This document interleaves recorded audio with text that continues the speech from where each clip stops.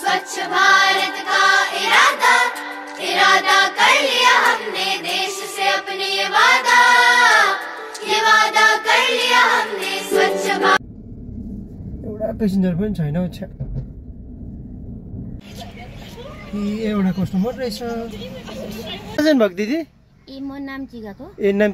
म पनि नाम्ची नै गएको आउनुहोस् बस्नुहोस् न उयो पनि केटाहरू रहेछ त हौ दिदी सायद नाम्ची नै गएको होला हौ हुन्छ नि उठाउनुहोस् न उठाउनु भयो उठाइदिनु पर्यो उठाउनु 1-2 रुपैयाँ नै हुन्छ ए हजुर गाडी आयो त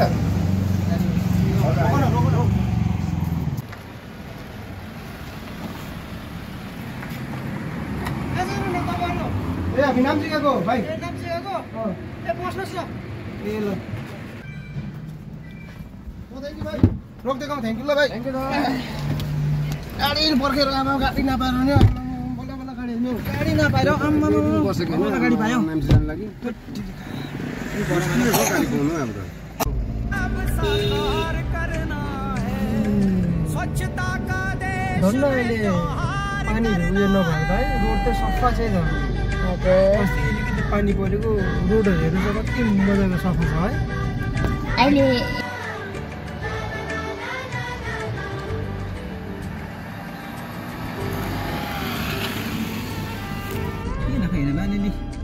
के त खानु पर्यो के भाइले बोकेर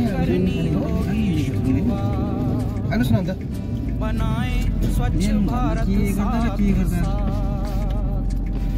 एक पवित्र सी हवा सबैको त्यही हो नि अब हैन अब कोही अब कोही बेला भ्याउँदैन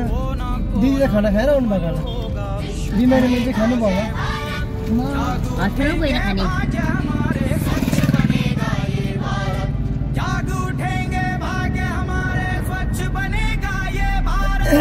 बाइकहरु स्पिड हुन्छ है अहिले त्यही त छ स्पिड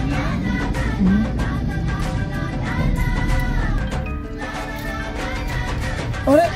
भाइ के गरेको के फ्याँकेको प्लास्टिक रोडमा तपाईले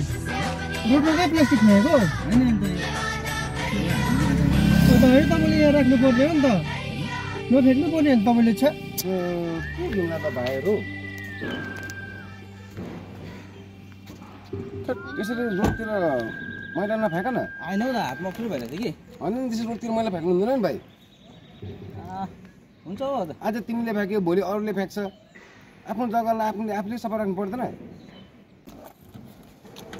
भाइ तिमीलाई थाहा छैन गाडीबाट मैला फ्याल्नु हुँदैन भनेर तिमी त बुढो भएको त अब त केटाकेटी त होइन त हैन हात बोकिरहेको नक्सै भयो कि अनि त्यो भएर तिमीलाई थाहा छैन अन्त गाडीबाट मैला फ्याल्नु के किन लाग्दा भाइ रहेछ हौ त्यसरी फ्याँक्नु हुँदैन नि मैला हैन जति भयो नफ्याल्ने थियो कि हातमा अब राख्न नक्सै लाग्यो नक्सै भयो कि हैन त्यसरी फ्याँक्नु हुँदैन नि अब हामीले झन् म त त्यत्रो तपाईँलाई भन्नै बिर्छु अब हुन त मेरो पनि गल्ती नै हो हैन अब तपाईँलाई अगाडि भन्नुभयो तपाईँले खाएको देखिरहेको थिएँ अब म त सोचेको थिएँ अब तपाईँ ठुलै मान्छे हो ठुलै मान्छे भनेर चाहिँ अब सोचेँ अब तपाईँले चाहिँ अब त्यो बेगमा हाल्नुहुन्छ होला जस्तो लाग्यो नि त तर त्यसरी त फ्याँक्नु भएन नि त भाइले मैला नफ्याँक्नु पर्ने थियो नि त हैन मलाई हातमा राखेर हुन्छ अप्ठ्यारो भयो नि हैन नि भाइ यसरी अनि तपाईँले यसरी मैला फ्याँक्नु हुँदैन नि किनभने हामीले यस्तो रोडमा हिँड्छौँ हो अब गाडी घोडा चलाउँछौँ आफ्नो जग्गालाई आफूले राम्रो राख्नुपर्छ सफा राख्नुपर्छ भनेर भाइले भन्नुभएको ठिकै हो आइन्दादेखि चाहिँ यसरी नफ्याँक्नु हो सबैले सिक्यो भने हामीले मैलाहरू जतासुकै फ्याँकेन भने अरू पनि सिकेर जान्छ हामीले फ्याँक्यो भने अरूले पनि चाहिँ सिक्छ नि अनि त्यसले गर्दा भाइले भनेको ठिक हो बुझ्नुभयो आइन्दादेखि नफ्याँक्नु ल भाइ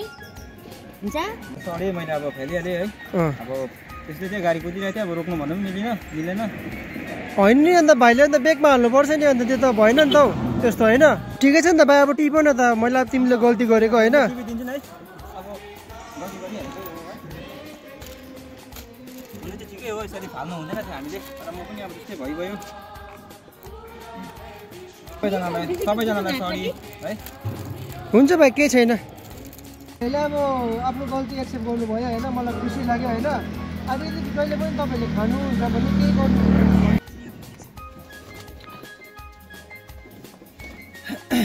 हामी अब कोही बेला अब के हुन्छ त्यही भएर यो त हामी बोकिरहेको हुन्छ अब कतिजना अब कस्टमरहरूले होइन अब खाएर कति कुराहरू खान्छ है त्यही भएर यो त बोकिरहेको छु होइन अब भाइले एक्सेप्ट गर्नुभयो है मलाई खुसी लाग्यो अब खाएर तपाईँले यसमा हालिदिनुहोस् होइन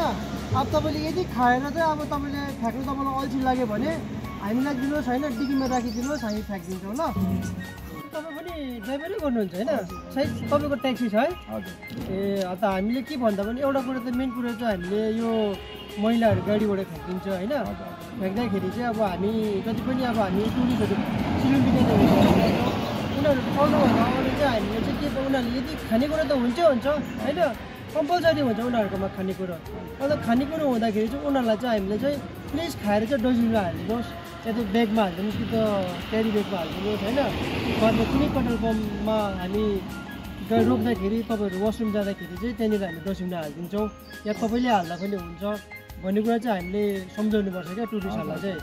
किन भन्दाखेरि हेर्नुहोस् अब यो रोडमा अब के हुन्छ भने कुद्दा कुद्दा कोही बेला गाडीमा आइदिन्छ नि अब कुदिरहेको हुन्छु त्यो मकैको खोसेलाहरू त्यो मकैको घोयाहरू के भन्छ भोगाहरू खुत्तै फ्याँकिदिन्छ प्लास्टिकको चिप्स खान्छ बोतल खान्छ नालीतिर अब हेर्नु त अब त्यो प्लास्टिकहरूको अब जङ्गलतिर त्यसै कारण चाहिँ हामी जति सक्दो चाहिँ राम्रो हुनुपर्छ है सबैले भन्नुभएको ठिकै कुरा हो हजुर